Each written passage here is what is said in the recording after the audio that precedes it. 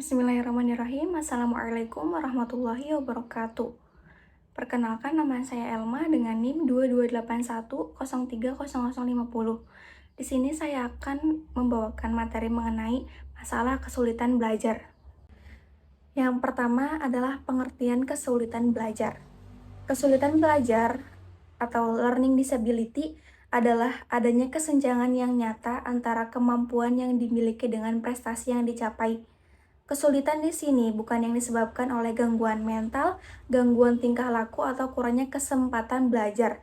Namun, kesulitan belajar di sini merujuk pada kondisi kelainan yang ditandai dengan ketidaksesuaian antara kemampuan dan prestasi yang dimanifestasikan dalam membaca, berpikir, atau berhitung.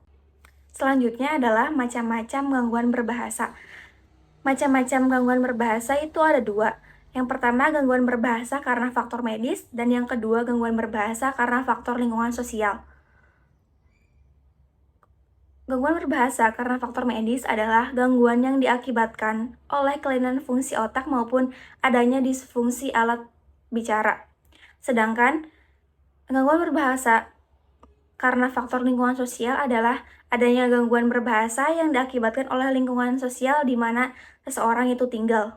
Selanjutnya adalah faktor-faktor penghambat kemampuan berbicara. Itu ada dua, baik secara fisik maupun non-fisik. Yang pertama adalah faktor fisik. Ada beberapa faktor fisik yang mempengaruhi kemampuan berbicara. Yang pertama adalah masalah pendengaran. Gangguan pendengaran dapat menyulitkan seseorang untuk mendengar dan memahami apa yang dikatakan orang lain, yang dapat mempengaruhi kemampuannya untuk merespon dengan tepat. Yang kedua adalah masalah pada organ yang terlihat dalam berbicara. Masalah pada lidah, pada pita suara, dan bibir semuanya dapat mempengaruhi kemampuan seseorang untuk berbicara dengan jelas dan efektif. Dan yang terakhir adalah persiapan fisik untuk berbicara. Kemampuan berbicara bergantung pada kematangan mekanisme bicara, yang meliputi otot dan organ yang terlibat dalam berbicara. Persiapan fisik berbicara penting dilakukan untuk memastikan mekanisme bicara siap menghasilkan bunyi. Yang selanjutnya adalah faktor non-fisik. Faktor non-fisik yang dapat menghambat kemampuan bicara antara lain yaitu yang pertama, kepribadian. Kepribadian seseorang dapat mempengaruhi kemampuannya dalam berkomunikasi secara efektif. Misalnya, individu introvert mungkin kesulitan berbicara dalam kelompok. Yang kedua adalah cara berpikir. Cara berpikir seseorang juga dapat mempengaruhi kemampuannya berkomunikasi secara efektif.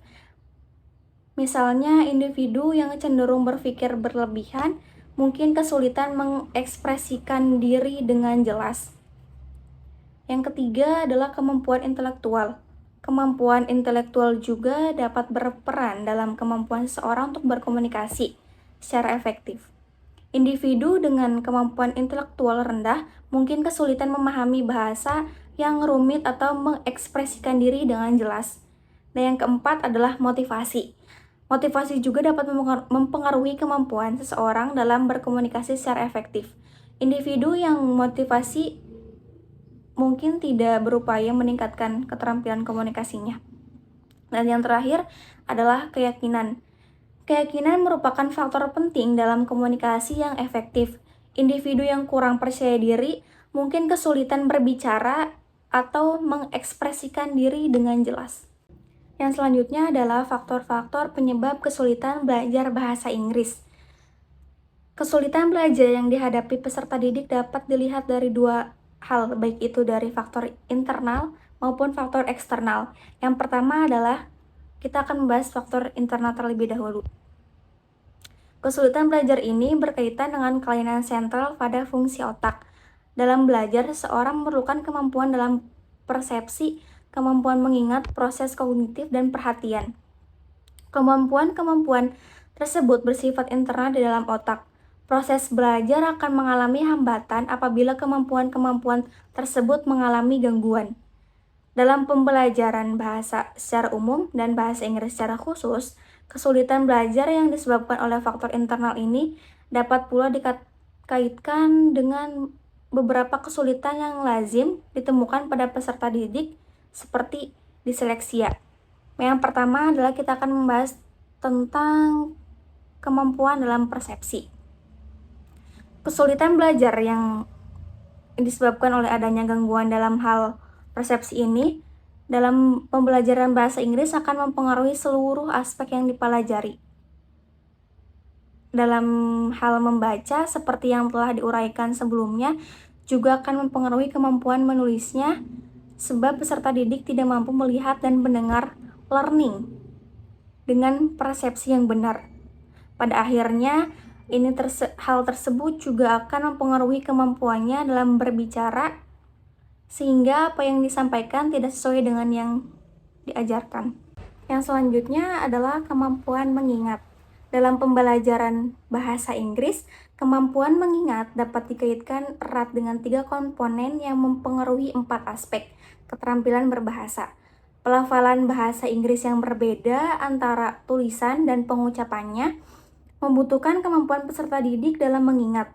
Kosakata dan struktur bahasa juga dapat dipahami dengan baik apabila peserta didik tidak mengalami gangguan dalam kemampuan mengingatnya. Yang selanjutnya adalah kemampuan dalam proses kognitif.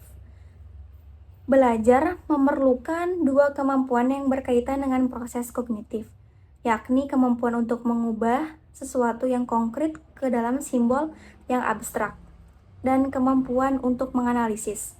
Keterampilan menulis atau writing dan berbicara, speaking, salah satunya dipengaruhi oleh proses kognitif.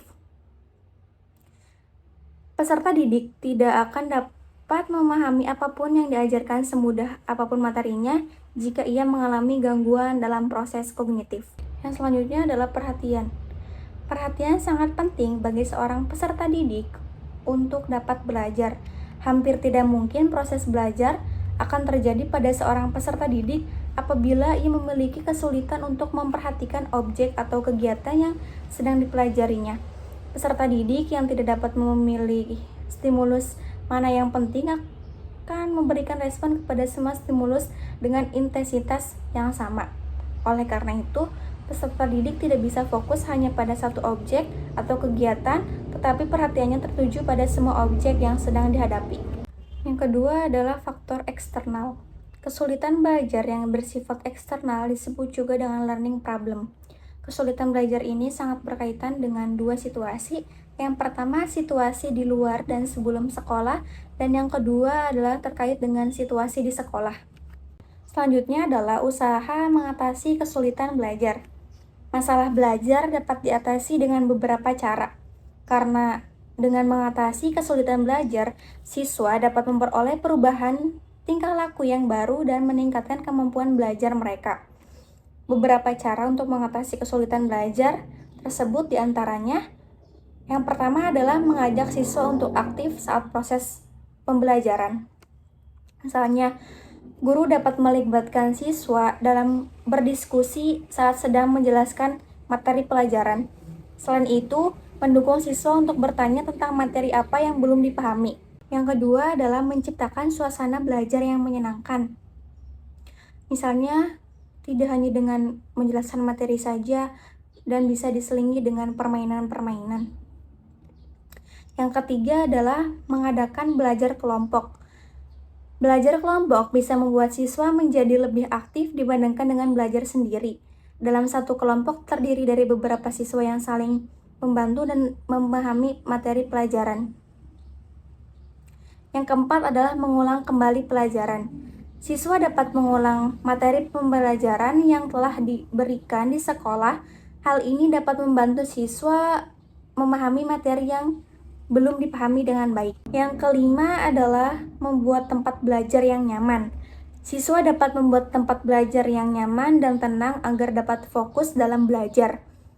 Yang keenam adalah menggunakan metode mind map. Mind mapping dapat membantu siswa dalam mengorganisir informasi dan mempermudah pemahaman materi pelajaran. Yang ketujuh adalah memberikan apresiasi. Guru dan orang tua dapat memberikan apresiasi atas setiap kemajuan yang siswa lakukan. Hal ini dapat meningkatkan semangat siswa dalam belajar. Dan yang terakhir adalah menggunakan metode pembelajaran dengan mengaktifkan pengetahuan awal.